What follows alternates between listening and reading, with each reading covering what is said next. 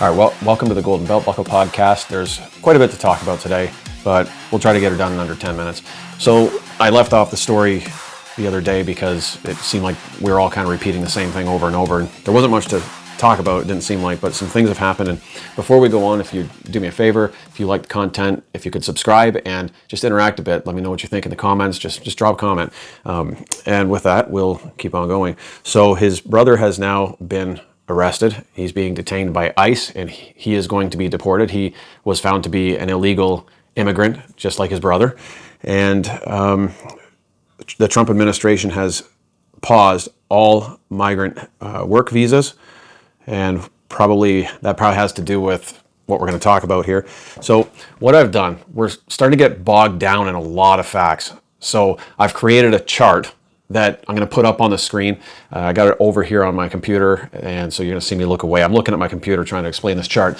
So the chart's going to explain the whole situation and kind of simplify it for us a little bit. So across the bottom we have a line, it's like a timeline, it says asylum status on it, and it goes from 2018 to the present. And above it, we've got 4 boxes, and from left to right, it shows when the work permit was issued, and shows the Washington issuing a full-term CDL, and then California CDL and the work permit renewal. So let's go over this really quick and rehash so we're on the same page. So he came over in 2018 as an illegal immigrant. He's East Indian, came through Mexico, and Trump was going to have him deported. But in the middle of him waiting to be deported, he applied for asylum status, and that put off his deportation until it was settled one way or the other.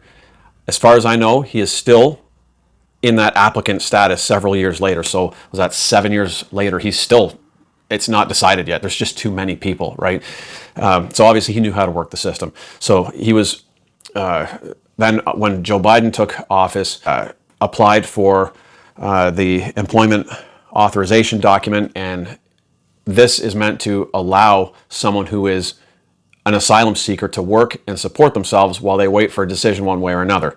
The permit expires the moment your case is decided, right? So, so Biden gave him that permit. That federal permit allowed him to get a limited term CDL. The limited term CDL was to expire with his asylum status.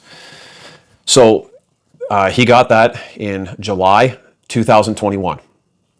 And then by July 15th, 2023, so 2 years later, he had a full-term CDL issued by Washington State, which we all now know that's not supposed to happen. He was not supposed to have a full-term CDL. That's reserved for people like permanent residents and I think green card holders and citizens. So, and then by March 2024, he was in California. There's no report on whether he lived in Washington or not, but by 2024, he has a limited term CDL that California has issued him. So he must have transferred to California. So now he's in California with a limited term CDL, which seems more consistent with the law from what I've been reading.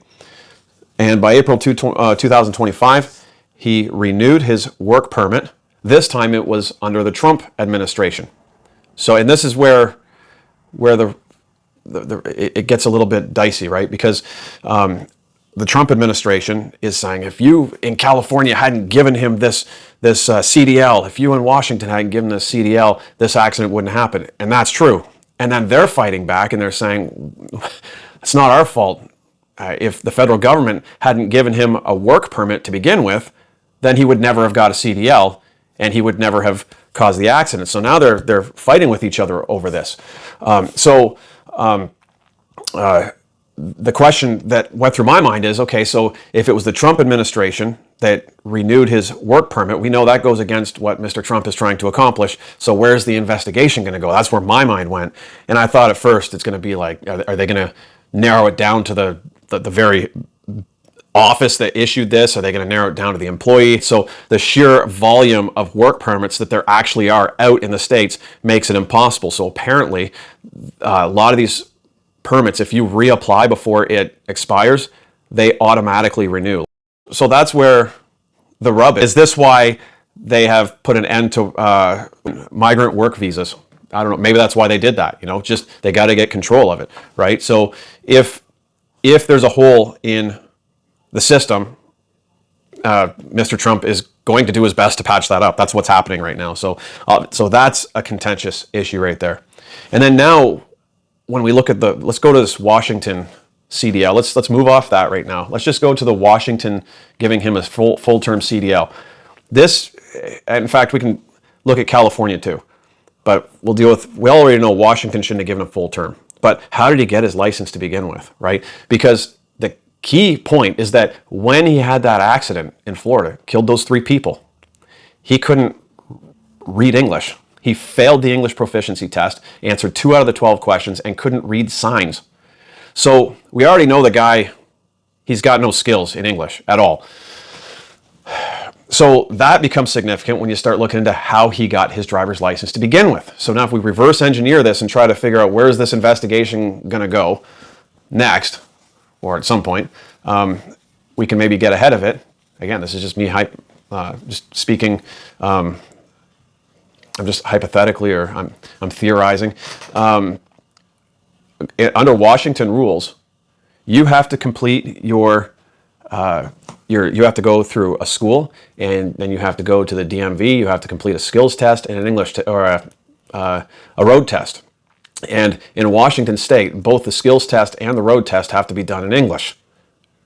So you can kind of see, you have to be, like, say you're doing your pre-trip inspection, you have to be able to do the pre-trip in English. So that raises the question, how did he pass that without some kind of corruption, right? And the written test in Washington, there's only 4 languages other than English. Actually, I think 3 other than English. There's 4 languages in total that you can take the test in, and Punjab isn't one of them. So unless he knows another language, which is highly possible, there's that question, right? How did he pass the knowledge test? How did he pass the skills test, right? So that would be corruption on a number of levels. That would be him getting a license he wasn't entitled to because it was the wrong kind of license. And then it would be somehow he passed when he shouldn't have. At least, you know. So then you come to California. You know, he's in California. And California, again, they also have, it's a little bit easier, much easier. There's like 15 hours of practical work you had to do, right? Skills test is all in English with no interpreters. You're not allowed to have any interpreters. So again, it brings up the question, how did he pass these tests, right? Unless there was some kind of corruption. So I'm sure these questions are going to be asked. And again, if you were the instructor, you know, I don't know, like you probably did the test with him and thought nothing of it, right? You went home, and then here we are, a year or 2 later, this happens, and heads are rolling, accusations are flying everywhere. People want answers. The public wants answers, and rightfully so. So it's like I said, this story is huge. It's not going away. It's going to keep going. There's a lot of unanswered questions. I have a lot of unanswered questions, right? Like, did he live in Washington? I couldn't find it. Did he live? Obviously, he lived in California, but you know, he must have gone through one or the other's training. Like, they're not just giving you a CDL. It's not, you don't just walk up to the DMV. Hi, I'd like a CDL. Can I have one? No, you have to go through training, and there's prerequisites, right?